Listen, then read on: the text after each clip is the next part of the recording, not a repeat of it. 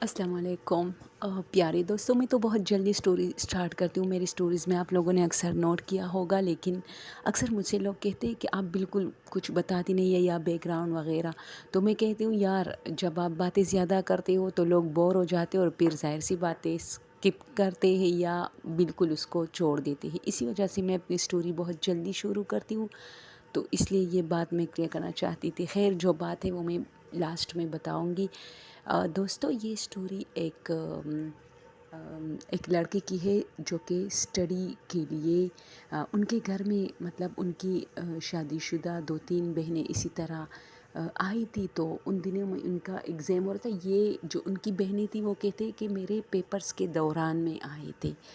تو میری امی کو بہت زیادہ، مطلب ظاہر سی بات ہے، اس کی جو ہے پڑھنے کا حرج ہو رہا تھا. یعنی گھر میں شور شرابہ، اور پھر تو ظاہر سی بات ہے بہن بھائی آپس میں مل کے گپ شپ یہ سب، اور بھانجے وغیرہ اس طرح، تو شور بہت زیادہ تھا. تو اس کی امی نے اسے کہا کہ آپ جو ہے اسٹڈی جو ہے رات کو بھی نہیں، رات کو بھی 2-3 بجے تک آپ لوگ گپ شپیں مارتے ہو، دن میں بھی شور شرابہ ہوتا ہے. تو ان کے گھر کے قریب جو ایک اسکول تھا جو کہ خالی، ظاہر سی بات ہے رات کو اسکول خالی ہی ہوتا ہے. تو اس کی امی نے اسے مشورہ دیا کہ آپ جو ہے اس اسکول کی چھٹیاں بھی ہے، ویسی بھی چھٹیاں، اس میں کچھ کنسٹرکشن کا کام جاری تھا، اور آپ جو ہے رات کے ٹائم اس اسکول میں جایا کرے اور اسٹڈی کرے.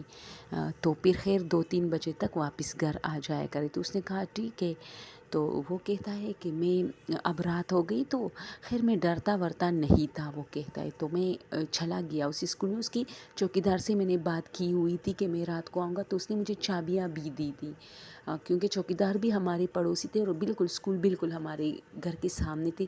میری امی بھی میرے لیے چائے لے کے آتی تھی اسکول میں. میں برآمدے میں بیٹھا ہوتا تھا.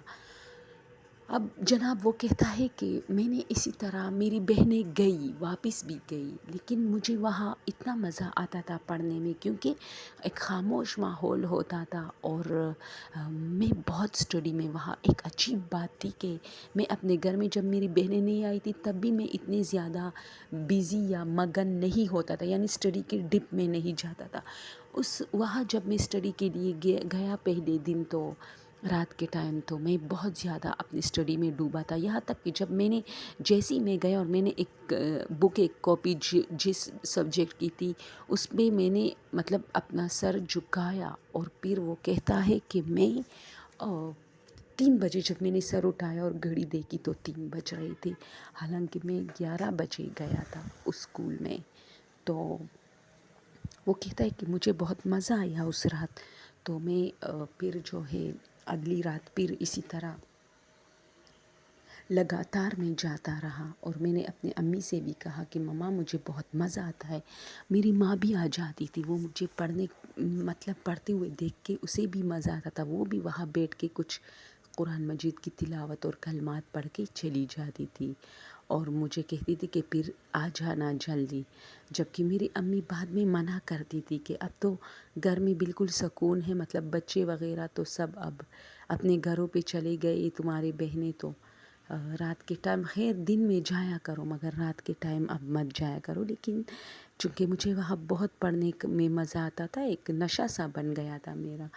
تو شروع کا جو ہے ٹائم اچھا گزرا میرا.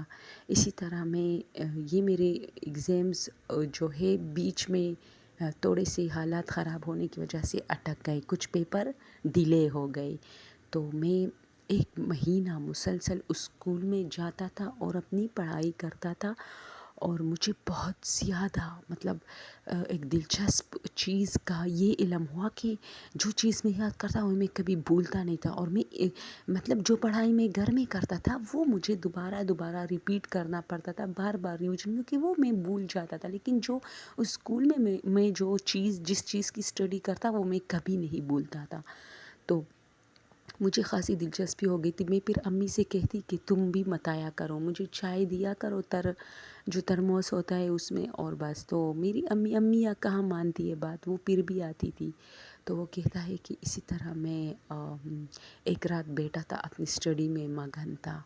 تو مجھے کچھ گھبراہٹ سی فیل ہوئی. جیسے مجھے کوئی دیکھ رہا ہے. تو میں نے برآمدہ بہت بڑا تھا، اسکول بڑا تھا، ظاہر سی بات میں نے برآمدے میں ادھر ادھر دیکھا اور یہ گرمیوں کے دن تھے تو وہاں کوئی نہیں تھا.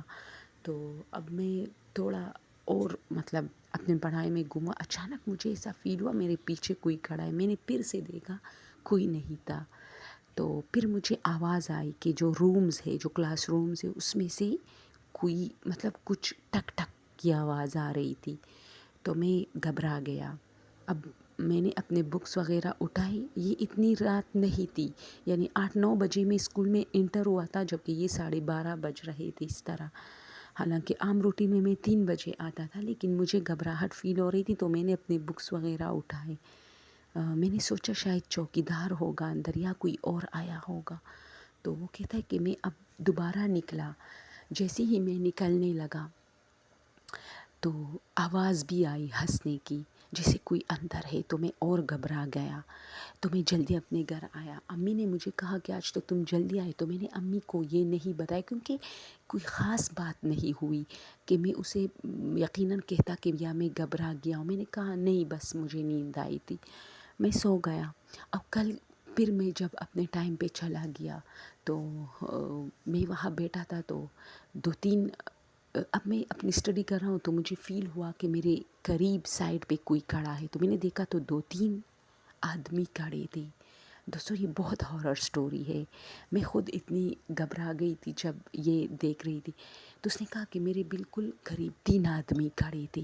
تو میں نے ان کو دیکھا تو اتنے دراز قد والے، اور ان کے چہرے نظر نہیں آ رہے تھے، کیونکہ انہوں نے جیسے بندہ بورکے نما جیسے اسے کیا کہتے ہیں، شیروانی جیسے کہتے ہیں، لمبے لمبے کوٹ، جیسے زمین پر پڑے ہوئے کوٹ اتنے لمبے تھے وہ کہ ان کے پاؤں سے بھی نیچے تک کوٹ تھے، وہ پہنے تھے اور مجھے دیکھ رہے تھے. تو میں گھبرا گیا. تو میں نے ان کو دیکھا تو اب مجھ سے کچھ کہا نہیں جا رہا تھا. تو اچانک جیسی میں نے واپس سامنے دیکھا، کیونکہ مجھے ایسے لگا سامنے بھی کچھ ہے، تو ان سے نظریں ہٹا کے میں نے سامنے دیکھا تو ایک لڑکی سفید لباس میں بیٹھی تھی. وہ مجھے دیکھ رہی تھی اور کہہ رہی تھی پڑھو نا، تم تو بہت اچھا پڑھتے ہو. تو میں گھبرا گیا. تو اب تو میں سمجھ گیا کہ یا تو کوئی مجھے ڈرانے کی کوشش کر رہا ہے، اور یا بس کچھ وہ کہتے نا another creature جسے ہم کہتے ہیں. تو اس نے کہا کہ میں کافی اچانک مجھے غنودگی کے عالم میں ہو گیا اور میں اپنی کرسی پر بیٹھا ہی سو گیا. اب یوں اسی طرح 2-3 منٹ میری آنکھیں بند ہوئی تھی، اور اسی نیند میں مجھ سے کوئی کہہ رہا ہے بھاگ جاؤ، اس ٹائم بھاگ جاؤ، صرف بھاگ جاؤ. اچانک میری آنکھیں کھولی.